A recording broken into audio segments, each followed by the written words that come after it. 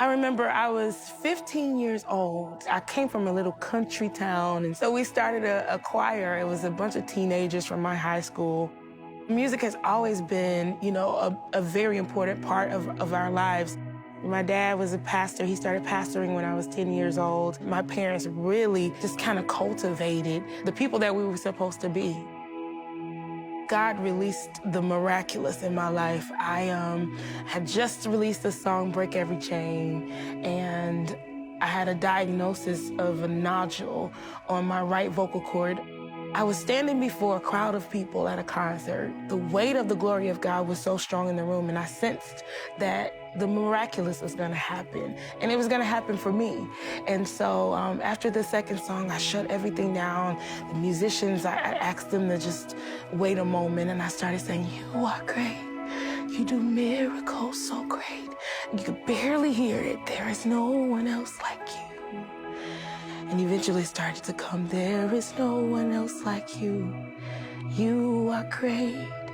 You do miracles so great. And by the end of the song, I was singing, there is no one else like you.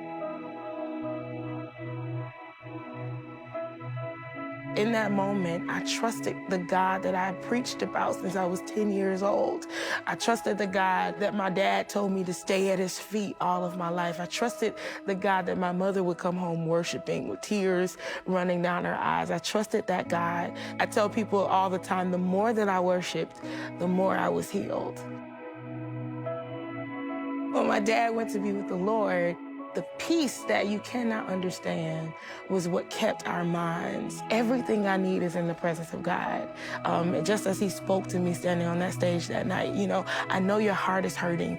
I know your heart is broken, but trust me to be your peace right now. Trust me to be your joy right now. And I am a living witness, a living testimony that God is absolutely amazing. He'll be exactly what you need whenever you need it. When God brings let's go moments into your life, it's because he's saying, I trust you with something greater because you've passed those tests before. And without these let's go moments, we'll always be in that small place. It stretches our minds, it stretches our heart, and it stretches our faith.